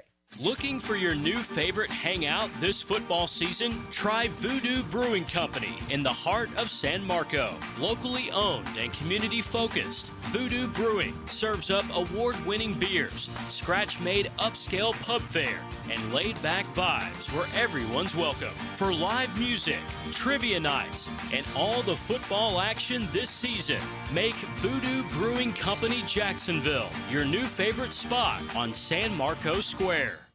Post-game Monday on 1010XL is served by Dandy Foods, making quality fresh sandwiches since 1956. Jacksonville, hunting season is here, and nobody gears you up like Green Acres Sporting Goods, home of the largest archery pro shop in Northeast Florida. They've got everything for all seasons: archery, black powder, and general gun season. Green Acres is a fully stocked Browning dealer with ammo, accessories, and safes. Don't miss out on Florida's Second Amendment sales tax holiday, happening now through the end of the year. Gear up today at greenacresporting.com. 1010XL, presented by Farah and Farah, exclusive injury law firm of the Jacksonville Jaguars. Focused, fueled, fearless, Farah. Now the cool down with Donovan Air, Electric and Plumbing, keeping Jack's cool since '87. Back here on 1010XL at 92.5 FM in the city of Jacksonville. We are glad you are with us. Florida Ole Miss on the gridiron on Saturday. What an interesting dynamic this will be this week with the whole Lane Kiffin situation. Looked like the bottom fell out for Florida last week in Lexington. How on earth are they going to respond to that. And then we'll talk about Florida basketball. Obviously, 1-1 and a big week up ahead here with Florida State, and of course here in Jacksonville against Miami on Sunday. Let's talk about all of it with Graham Hall, 24/7 Sports. Swamp 247 is where you see his terrific coverage, and Graham's always kind enough to join us here on 1010XL. Graham, how we doing, bud? Doing great, absolutely. It's an exciting week, a very demoralizing weekend for the Florida football team, and an exciting rivalry week for the basketball team, and it's always my pleasure to talk it all over with you. Yeah, really appreciate the time. All right, last week the bottom came out, the wheels fell off, whatever verbiage you want to use. I'm not going to proclaim to be Nostradamus, Graham, but I kind of talked about it. You know, they put so much into that Georgia game, and you saw the raw, genuine emotion of guys after losing a heartbreaker like that one would almost expect would happen against Kentucky. But even having said that, you lose 38-7 to a bad Kentucky team. I mean, Graham, we're at the point now, this football season cannot end quickly enough, correct? Yeah, I think you could make the case, and there are a lot of guys who are probably looking at what their future may hold, whether it's in Gainesville, whether it's at the professional level, looking at guys like Austin Barber, Jake Slaughter, Caleb Banks obviously has missed the majority of the season. They're looking towards the future. I can understand why. You know, you can only fight for so long when you really don't have much to play for outside of pride and putting something impressive on film. But Florida has just faced one, to use this term again, demoralizing loss after another. You mentioned the Georgia game. They were in it against Miami, against LSU, against Texas A&M, and were not able to secure victories in those contests. And now find themselves here in early November, now middle of November, kind of just wondering, you know, what the point is right now. And I think you saw a lot of, I don't want to say quitting, but kind of the backbreaking for Florida, where they have kind of understood that this is, you know, a futile effort here in a sense. And, you know, I never want to call anyone a quitter at all, but it did feel like this is a team that realized and kind of threw in the towel a little bit up there in Lexington, and everything just kind of came undone from the benching of DJ Lagway, the defense's inability to stop a Kentucky offense that really had struggled to generate points this season, allowing them 38 points. Just, they had been kind of tasked with keeping Florida in the game every single week this season, and just were no longer able to continue doing that for one reason or another. So I know a lot of people have been already looking towards the future, the discussions with Lane Kiffin, who will be the next head coach at Florida. And now it kind of feels like the team is maybe looking ahead right now as well. Graham Hall, 24/7 Sports, Swamp 247. You know, I've gotten in conversations with a lot of people in the last couple of weeks, and I keep hearing, well, Florida's still a pretty good team on paper. And I guess maybe. I mean, if that helps you sleep better at night. I know reality, and reality is they've played 9 games and they've lost 6 of them, which is, you know, you lose to Miami, you lose to South Florida, you lose, you get blown out by Kentucky. I mean, at some point, you are what your record says you are. And you mentioned Lagway. Graham, I don't know, man. I don't know if we're Johnny Brantley territory, you know, a 5-star quarterback that just borderline bust at this point. What else can you really say about Lagway? Well, I do think that there are better days ahead for DJ Lagway. He's still a young 20-year-old quarterback who missed the majority of the year of development time. And while he's had a couple months to continue working, there are still a lot of aspects of his game that are in need of improvement, from reading defenses, his footwork, you name it. I mean, there are things that he can improve upon, but will that progress happen during the season? That has been the consistent question facing him. And we've seen glimpses of progress, the ability to still keep Florida in games and keep fighting, and he's become more mobile. But I do think you saw the decisions that he made against Kentucky, and not all of them were his fault. They led Florida to have that game slip away there in the first half, particularly there in the middle 8, where Florida just kind of failed to execute and allowed Kentucky to turn a 17-7 game, which was still manageable for Florida, into a 24-7 contest before halftime, and then it all kind of slipped away. So fans have been asking to see Tramel Jones. You saw a quarterback that still has a lot of work to do himself, but didn't really make the decisions that put Florida out of the game. But at the same time, he didn't lead Florida to a successful drive that resulted in points on the scoreboard. So if this is the last we've seen of DJ Lagway this season, I am almost certain there are better days ahead for him. I don't want to call him a bust because I do think that at that position where you can play into your late 30s, early 40s in some cases, expecting someone to be a polished product and to know how good they can be when they're 20 years old, this doesn't make a ton of sense to me. But he certainly has not lived up to the preseason hype of being this potential Heisman Trophy candidate, someone who could be transcendent for Florida at signal caller. It's an incredibly tough position to play, and asking a guy who missed all of spring camp, a lot of fall camp, and had so much work to do ahead of the season to be the guy for Florida was just a task that he was not able to overcome. So I don't think they're going to permanently bench him the rest of the way. I know he wants to keep fighting unless he makes that decision himself and realizes, hey, it's in my best interest to get healthy, focus on next season, allow my confidence and my mental level to not take a further hit in that sense. I think you'll still see DJ Lagway because, quite frankly, I still think he gives Florida the best chance to be explosive offensively, but it was not his night in Lexington. And I think it was a wise decision for Florida to have him watch the game from the bench so that he could see and evaluate what he was doing wrong. And, you know, sometimes there are some benefits to be gained from benching a player. It's not going to necessarily crush their confidence. It's going to make them, I think, value practice reps a little bit more and value the opportunity to be out there, and it can kind of galvanize the guy. So we'll see if that happens for DJ Lagway, but certainly it was just the latest disappointing footnote in what has been all around just demoralizing sophomore year. I keep using that word for quarterback DJ Lagway. Graham, we got to go quick because I want to end with basketball. So rapid fire here. Look, I don't doubt that DJ Lagway has better days ahead. I would tend to agree with you. But let's call it what it is. It has been a gigantic disappointment, if not a borderline failure in 2025. And I guess my question is, will he be at Florida in 2026? What's your thought there? I think there's a good chance. I think it remains to be seen, but there's no guarantee in this transfer portal age, especially given whoever the head coach is that is brought into Florida, because they may choose to bring a quarterback they're more familiar with. Due to the roster movement that can happen when you pull a coach from another program, that could alter some things. DJ could choose to want to go back to his home state in Texas. I think a lot of those discussions have been happening behind the scenes in recent weeks, and we'll find out here. But I do think that it is no guarantee that one decision happens one way or another. We'll find out here, but it certainly is a possibility that he has played or is set to play some of his final games with the Gators. Final football question, 60 seconds before we end with basketball. This is weird this week, right? I mean, national TV against Ole Miss. I don't know why they keep putting Florida on prime time. I really wish they would stop doing that. Ole Miss, I think, is going to destroy Florida. I'm not breaking any news there.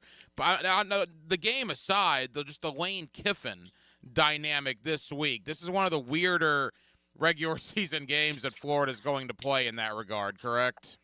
Yeah, absolutely. And, you know, shout out to the Florida fans because they continue to tune in, and that's why Florida is in primetime contests. Even if Florida is not a competitive team right now, they continue to watch and support the team. So got to give a shout out to them. That's the reason why these games are in primetime. But it is certainly weird because you're going to have a lot of people who are going to be conflicted. They're going to be wanting to see a well-coached Lane Kiffin team because they're going to want to think that, hey, we have a chance to land this guy, and we want to see him put together a strong performance against our team because we want to see a coach that we want to have here on the sidelines. But at the same time, you have to also kind of root for Florida to play spoiler, right? Because if Ole Miss wins this game, they are almost guaranteed to be in the college football playoff and hosting a game on December 19th and 20th. And we've talked about what the timeline there could do for Florida's efforts too, if they intend to land Lane Kiffin, what it could do from that perspective. So it could be a little bit easier to pull Kiffin in if you beat Ole Miss, but I'm with you. I don't see any way that Florida can go into Oxford and win this game.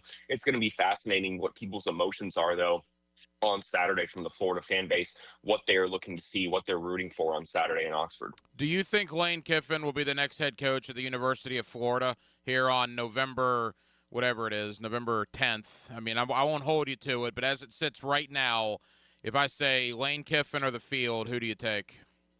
I would take Lane Kiffin. I do think that he's the most likely candidate. He's the one you heard about the most. He makes the most sense for Florida. And quite frankly, he's the safest decision for Florida's athletic department, because if it doesn't work out in Gainesville for Lane Kiffin. No one would fault Scott Strickland in the athletic department for doing everything they could to land a coach in Lane Kiffin to try and bring this program to the college football playoff. It's safe. It makes a ton of sense, and it would immediately restore a lot of the confidence that the fan base has and remove a lot of the apathy that has been building slowly within this program. Graham Hall, 24/7 Sports, Swamp 247. Graham, let's end with basketball. Disappointing start to the year with the loss to Arizona. Then my beloved alma mater, UNF, goes over there and Florida boat races them. And now an interesting situation for the Gators. Miami and Florida State this week. Miami over here in Jacksonville on Sunday. Of course, Florida State coming up tomorrow night. Quite the opportunity for Florida to get back on track against their state rivals.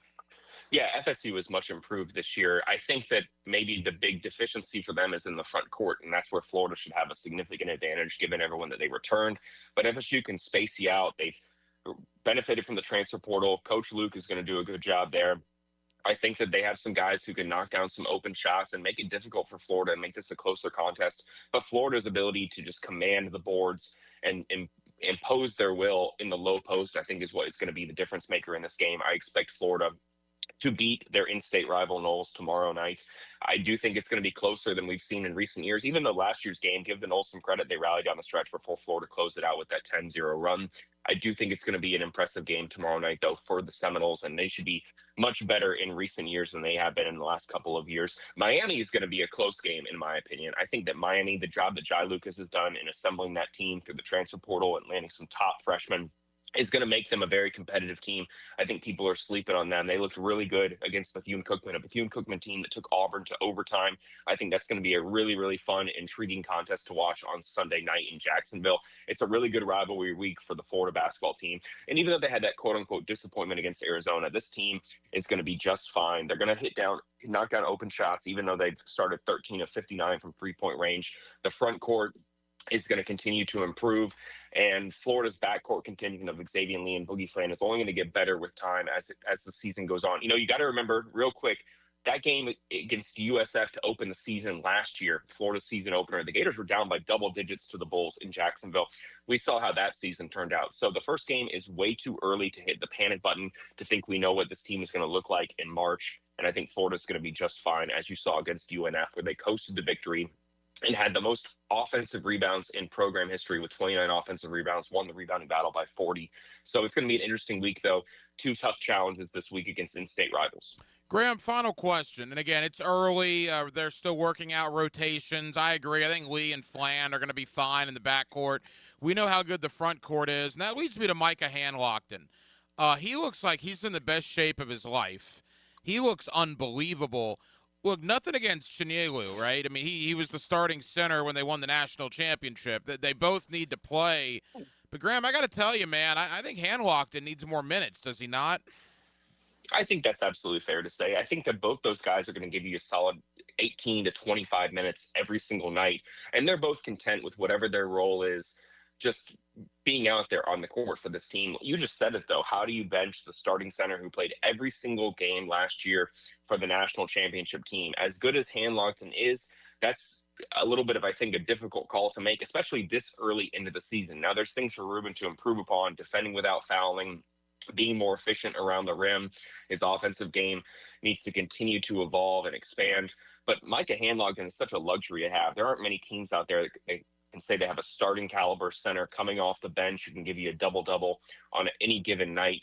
I do think that it's a luxury for Florida. And to Micah's credit, he's not sitting out here being upset or frustrated that he's coming off the bench. He's still contributing at a high rate, and he's more than happy to play whatever role they ask of him. But if this continues where Micah is the more efficient player, he's going to play more minutes, even if it's off the bench. And I do think if this continues, you could see a situation where Florida makes a change there in the low post from their starting rotation. But for the time being, again, in my opinion, too soon right now. Florida's just grateful that they have a starting caliber center coming off the bench, and Hanlockton, who I agree with you is in the best shape of his life. And I don't think anyone could have expected, go back to March in 2024, that this would be a guy who would be playing at this level after he suffered that devastating injury. His story back and his selflessness to sacrifice the red shirt last year is a storyline that deserves more recognition from the national media, quite frankly. But I know a lot of Florida fans are grateful just to have him as an option there, especially if Chinielo gets in foul trouble. You have someone that's extremely reliable who can come in and give you solid minutes every single night. Busy times over in Gainesville. Graham Hall, 24/7 Sports, Swamp 247. Graham, tell Florida fans over here in Jacksonville the coverage you guys will have both with football and basketball this week. Yeah, plenty of coverage over at Swamp 247. I'll be out there tomorrow night against FSU. I'll be speaking to the tip-off club ahead of time, and then I'll be heading up to Oxford to cover Florida versus Ole Miss. Won't be able to make it to the Miami basketball game on Sunday, unfortunately, but I'll be watching from my hotel room. Very keenly looking to see how Florida plays this Canes team. We'll have recruiting coverage, basketball coverage, you name it. Updated hot boards, a ton of stuff. Come join the message board community and talk all things Florida with us. And we got to do this again soon, man. It's always a good time to talk Florida Gators with you. He's one of our guys over in Gainesville, Graham Hall of Swamp 247. Graham, safe travels to Oxford. We'll talk soon, pal. I appreciate it. Thanks for having me, man. It's always a pleasure. Y'all take care. And thank you to Graham Hall, 24/7 Sports, Swamp 247, for joining us tonight here on Hacker After Dark.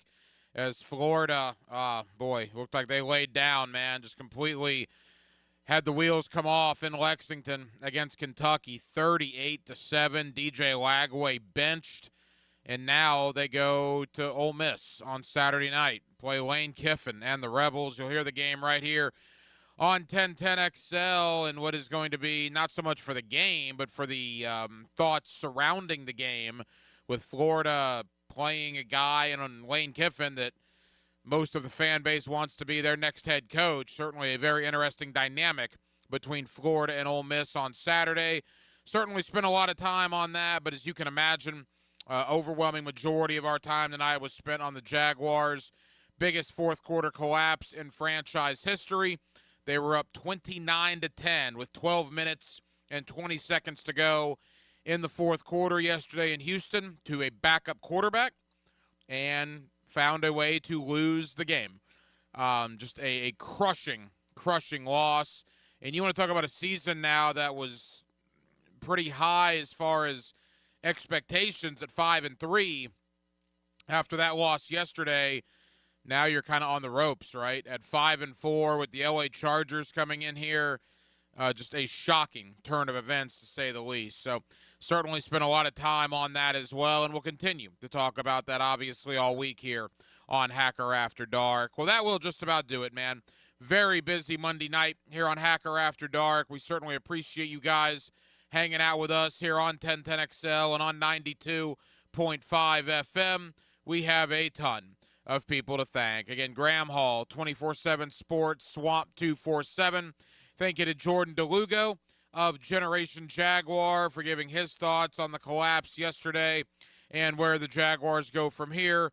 Likewise, my buddy Jamal St. Cyr of Channel 4 stopped by to give his thoughts on what on earth transpired in the fourth quarter yesterday and how the Jaguars can possibly respond now in 6 days to welcome in Justin Herbert and the Los Angeles Chargers. Now, we will be back tomorrow night on a Tuesday, and we will do it all over again beginning at 8 o'clock.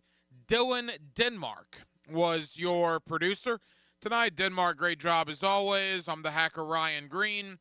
And again, Jacksonville, thank you for spending part of your Monday evening with us right here on Hacker After Dark, on 1010XL, and on 92.5 FM. So for all of us here on HAD, have a terrific remainder of your Monday evening, and we will talk to you again tomorrow night on a Tuesday beginning at 8 o'clock. Until then, good night, Jacksonville.